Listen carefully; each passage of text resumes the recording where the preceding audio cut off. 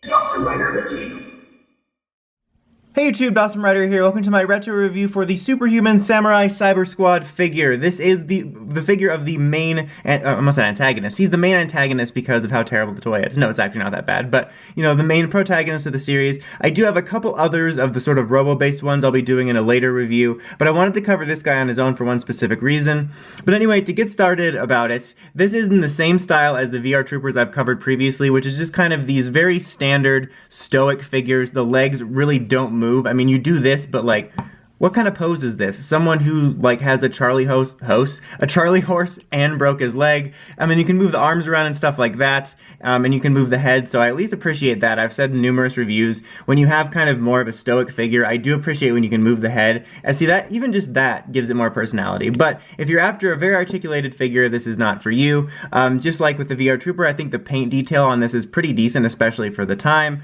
But as with those, I kind of have the same thought on this, is if I was after a really solid figure to represent this or to represent Gridman, this isn't really necessarily where you want to go. In some aspects, I'm impressed on how decent it looks for the time, especially with how cheap certain figures can be nowadays, but it certainly doesn't hold up that well. Like I said, it doesn't have that much articulation, and he has that problem where his legs are kind of permanently bent. This guy can stand up at times more than others.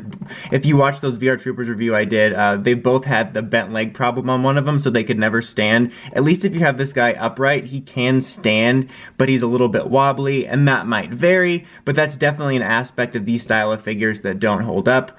The main reason that I wanted to cover this guy on his own as far as a review goes is if you are after a figure of this, if you're a huge Superhuman Samurai Syber-Squad fan or nostalgic, or you like Gridman, and you really want a nice articulated figure, there is a nice alternative for these. His head is not cut off, but this is the Ultra Act for it. They might have re-released a rebrand as Figure Arts, but Ultra Acts were basically Figure Arts. I did a review on it a while back, and it's not perfect. It has a little bit of loose joint problems and stuff, but it's fully articulated, fully detailed, so I can definitely recommend checking this guy out if you are interested in more of a well-rounded quality figure. But as with the VR Trooper figures review, I only really recommend this guy for people that like retro collections, like collecting the history of toys, or, you know, I really am nostalgic for collecting 90s toys and the way they looked at the time. These are kind of neat for that. That's why I like owning this and the VR Trooper figures, is they're just kind of neat pieces of history. But if I was after an actual legit, fully posable, detailed figure, I would more so go for something like this. So it's a good alternative. Like I said, this guy isn't perfect. He does have some loose joint problems, but he's a very nice looking figure, and I'm also happy to have him.